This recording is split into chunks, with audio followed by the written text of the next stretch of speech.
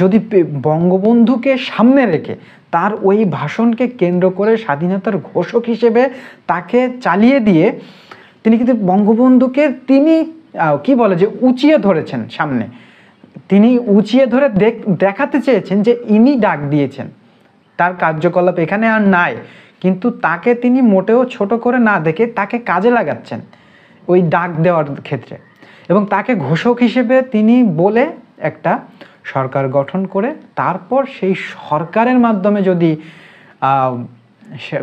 ভারতের সরকারের কাছে অস্ত্র প্রার্থনা, সাহায্য প্রার্থনা চায়, তবে সেটা দিতে তারা আগ্রহী হতে পারে, আবার নাও হতে পারে, কিন্তু তিনি এটা ভেবেছেন যে হতে পারে, এভাবেই হতে পারে। এপ্রিলের প্রথম সপ্তাহে ইন্দিরা গান্ধী ও তাজউদ্দিনের মধ্যে অনুষ্ঠিত 2 দফা বৈঠকে স্বাধীনতা সংগ্রামীদের জন্য আশ্রয় এবং বাংলাদেশ সরকারের জন্য অবাধ রাজনৈতিক কার্যকলাপ চালাবার অধিকার প্রদান করা ছাড়াও মুক্তিযুদ্ধের জন্য প্রয়োজনীয় সাহায্য সহযোগিতা প্রদানের আশ্বাস সাধারণভাবে জ্ঞাপিত হয়। হ্যাঁ, এপ্রিলের প্রথম সপ্তাহের দিকে তাজউদ্দিনদের এবং ইন্দিরা গান্ধী যে বৈঠক হয়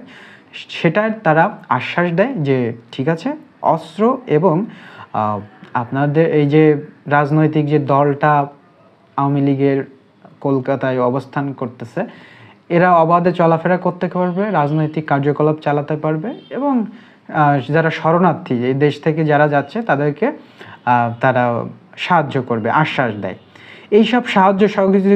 সহযোগিতার প্রকার ও পরিমাণ সম্পর্কে কোনো নির্দিষ্ট ধারণা গঠন করা সেই মুহূর্তে সম্ভব ছিল না।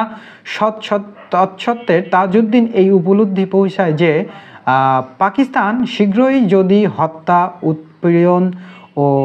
গণ বিতাড়নের নীতি থেকে বিরত না হয় তবে গোটা উপমহাদেশে এক অদৃষ্টপূর্ব উত্তেজনা ও সংঘাতের আবহাওয়া বিস্তার লাভ করবেই, এবং সেই পরিস্থিতিতে পূর্ব বাংলার মুক্তিযুদ্ধকে যদি সঠিকভাবে পরিচালনা করা যায় তবে ভারতের প্রাথমিক সাহায্যের আশ্বাস উত্তরোত্তর সম্প্রসারিত হয়ে সর্বাত্মক রাজনৈতিক ও সামরিক সহায়তায় পরিণত হতে পারে। এটা তাজউদ্দিন আহমেদ চিন্তা করতেছেন। এপ্রিলের প্রথম সপ্তাহে ইন্দিরা গান্ধী ও তাজউদ্দিনের মধ্যে অনুষ্ঠিত 2 দফা বৈঠকে স্বাধীনতা সংগ্রামীদের জন্য আশ্রয় এবং বাংলাদেশ সরকারের জন্য অবাধ রাজনৈতিক কার্যকলাপ চালাবার অধিকার প্রদান করা ছাড়াও মুক্তিযুদ্ধের জন্য প্রয়োজনীয় সাহায্য